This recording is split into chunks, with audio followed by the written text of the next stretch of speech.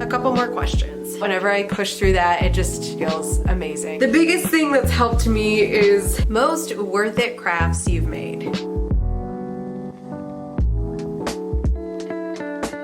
Hey there everybody, I'm Kaylee and welcome back to my channel. If you've never been here before, I share all about how to cultivate a handmade sustainable lifestyle that feels cozy, creative, and magical. Originally this week I had planned on sharing my morning mental health routine. However, we just got back from vacation and we are all sick. Well, I'm still healing up. I thought this would be fun to do a Q&A video. I've actually never done one of these before. And while I work on that, I am going to be, unfortunately, unraveling a sleeve on my current knitting project that just doesn't look the way that I want it to. I am currently knitting the Good Grandpa cardigan by Caley. I don't know if I'm ever saying that properly, but I actually was fortunate enough to test knit this pattern. It's one of those things that I wear all the time, and I am using yarn that I got from Sorella yarn ages ago. This is from her Knitflix collection. This is Givenchy, the color. And while I'm doing that, I'll answer a few of the questions that you guys submitted for me. And in no particular order, we're just gonna dive right in. Okay, so this first question is like a channel specific one, but it says, what do you want to achieve with your content? What do you want people to feel after they watch one of your videos? Just like I said at the top of this video, to develop a lifestyle that is handmade, sustainable, and feels cozy, creative, and magical. That's my goal for myself.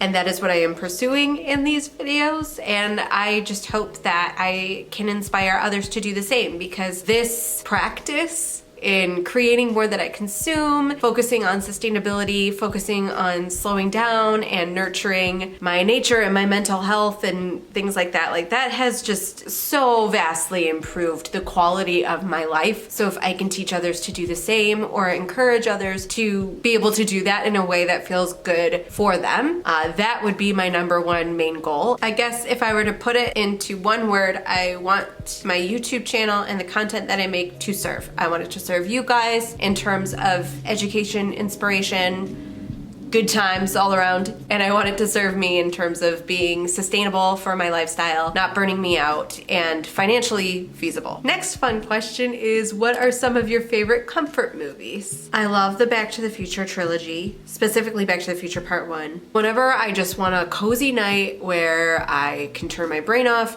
do some knitting, and have a little snack, I love watching Back to the Future. Practical Magic, always a winner. For like sad movies that are gonna make me cry, ugly cry, but still feel good, I love watching Steel Magnolias. I will walk around talking in a southern accent for probably about a month after I watch it. Ever After, 8-year-old me wanted to be Drew Barrymore so bad. Harold and Maude is probably my favorite movie of all time. I do always ugly cry at the end of it, but it has such a positive message. It's just an overall good vibes movie. I love a good campy comedy. Bonus points if it's a little bit ooky spooky. Drop Dead Gorgeous is probably one of my favorite campy comedies. Death Becomes Her. If you haven't seen it, you have to. It is iconic. Teen Witch, the campiest of the campiest comedies. And that's not even a movie, that's an experience. It's something that happens at you and you just experience it. I don't think it's necessarily a campy comedy, but parts of it certainly do feel campy. But my cousin Vinny, I hadn't seen it up until a few years ago, and now I'm obsessed with it. And then if I want something that is purely comforting, wholesome, good times, I always go for a classic movie musical. I love Guys and Dolls. I love Singing in the Rain. Funny Face is probably my favorite. Funny Girl is another one of my favorites. I am such a sucker for a classic movie musical.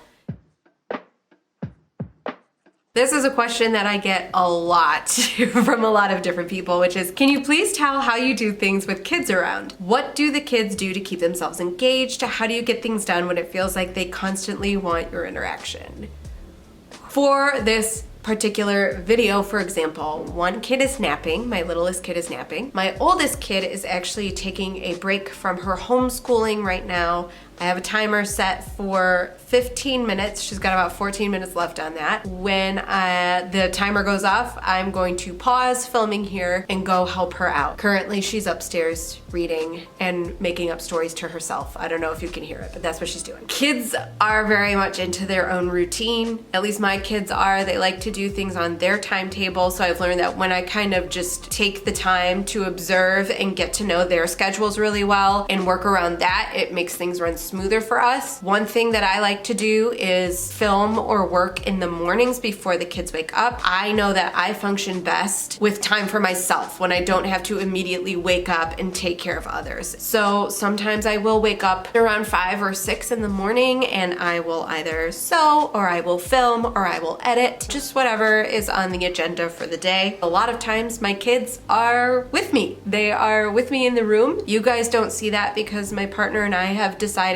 not to share our kids on camera. Sometimes, especially with like my sewing projects, they like to work on those things with me, so they will be under the table playing with fabric. They will be just off to the side going through my scraps or looking at my patterns, things like that. You'll hear it in a lot of videos where my kids are playing in the background. You'll see the mess that they make in the background of a lot of my videos. That is not the ideal situation for me. That's not what I'd prefer, but it's what I have. I'd rather just show up real and authentic and imperfect than not show up at all. The biggest thing that's helped me is just a radical acceptance of this season of life. It's a lot less stressful, to be honest, if you ask me.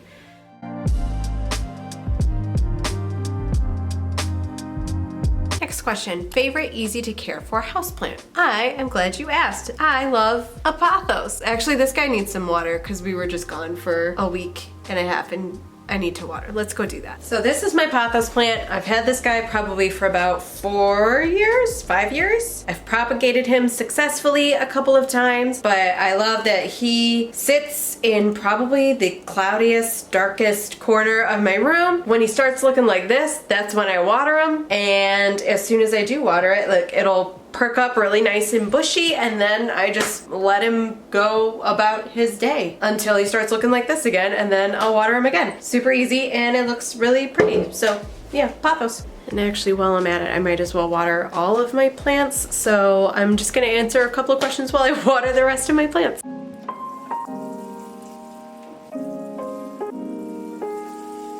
Okay, the next question is, how do you deal with ADHD and being able to be consistent on socials? I can never do it. I also can never do it. First of all, I'm really impressed that you think I'm consistent, and that actually means a lot because I don't feel like I am at all. The biggest thing that's helped me is letting go of any rigidity around my posting schedule or my socials or on YouTube. I make sure not to beat myself up if I miss posting on a certain day or even for a couple of days, because the more I beat myself up, the more I will procrastinate and will continue not to post. The other thing is I do a good mixture of planning and being spontaneous, meaning I will sit down and kind of plan out content for the month for short form content that I share as TikToks, Reels, YouTube Shorts, and then long form content. I try to make sure that they go together in some way and that I can also repurpose content so that I don't have to spend so much time making it. I can just like reshare content in different creative ways, and that's actually really fun to do too. So I have that plan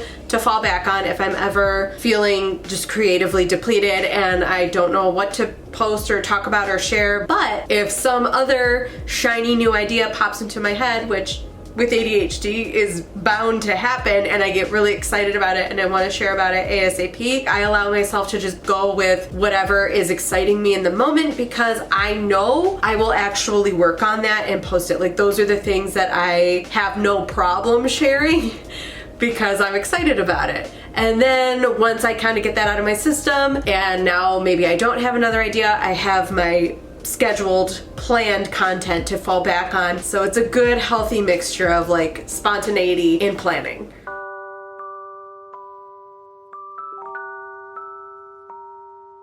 Next question is, what's your favorite type of garment to sew? Typically it's jumpsuits. Right now it is dresses. I just I love sewing anything that is a full outfit that I can wear as soon as it's off the sewing machine. I love sewing them. I just recently did a sewing vlog on the Ella dress from Silver Saga. I am fully obsessed. I also have her wrap dress sewing pattern that I am probably going to make next. Yeah, there's just a ton of dresses in the queue line for me to make in the next couple months, especially with spring slowly but surely making its way here. Dresses, dresses, dresses. We're back under the blanket. We're back to knitting.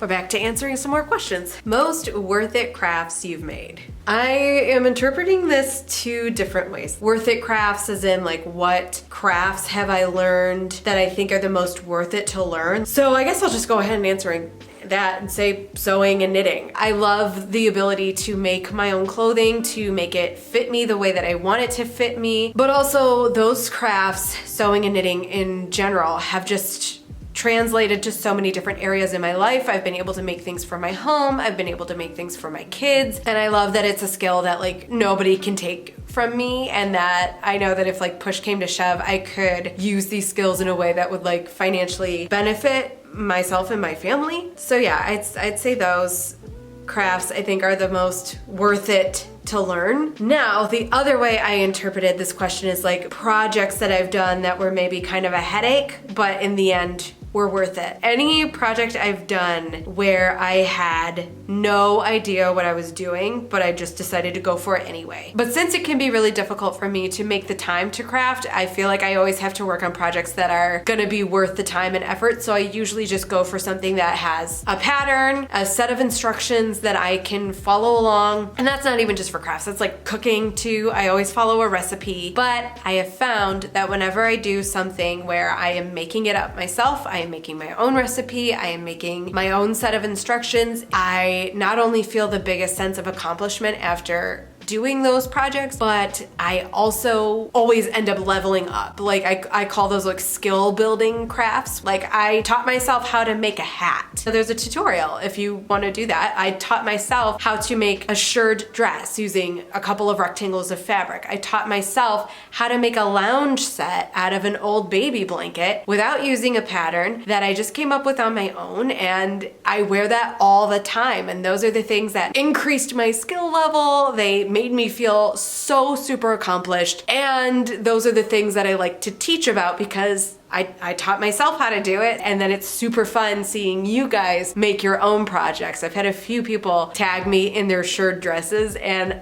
the sense of giddiness and joy that I feel whenever that happens, you guys have no idea. So those are the crafts that I think are the most worth it whenever I am teaching myself a new skill and just pushing through that worry that I'm gonna get it wrong, that imposter syndrome. Whenever I push through that, it just unlocks a whole new world for me and feels amazing.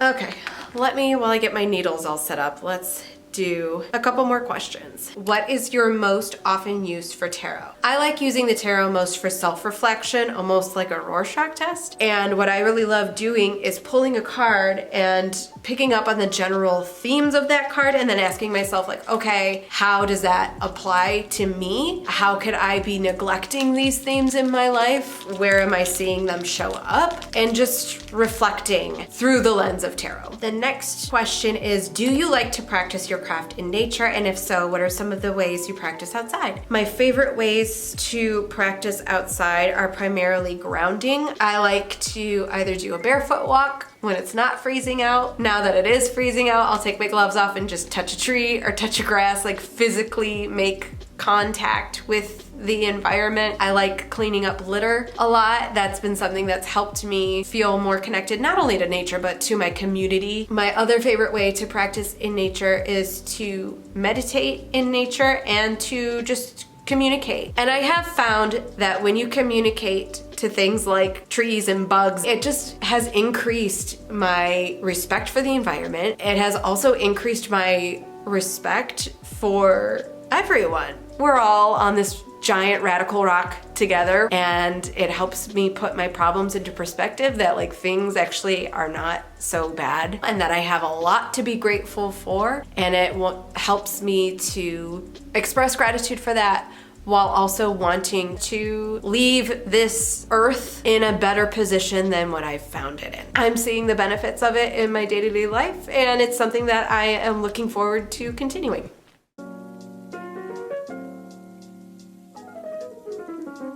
Where do you learn the most about witchcraft? From books, being out in nature, videos, etc. Originally it was from books. I can share a few of my favorites down below if you guys are interested. Lately I haven't been like learning about witchcraft necessarily. I just like hearing what other people do in their practice and how they personalize it, because lately I am finding that I learn the most, or I have the most breakthroughs, when I just kind of go my own way and make it personal to myself. That's really the main thing that I've learned about witchcraft in general, is that it's not just intention, it's presence. Focusing on what it is that you're doing, where you're at, and what you are looking to get out of it. So I actually have been learning a lot about my own craft and what works best for me simply by hunkering down, focusing on what's in front of me and what I'm doing in my everyday life, whether that's cleaning my house or cooking for my family. And then what I do from there is just kind of journal about it. I think journaling is where I have the most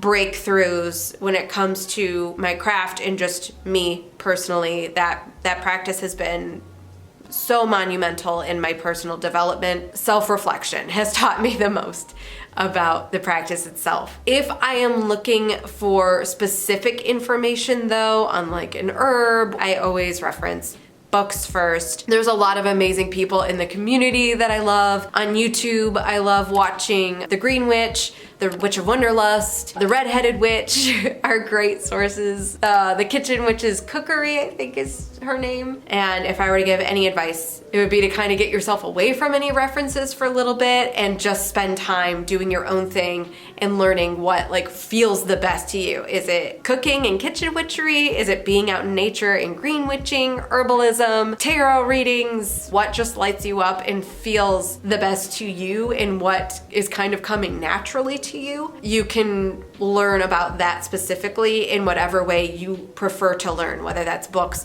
or podcasts or YouTube videos, that kind of thing.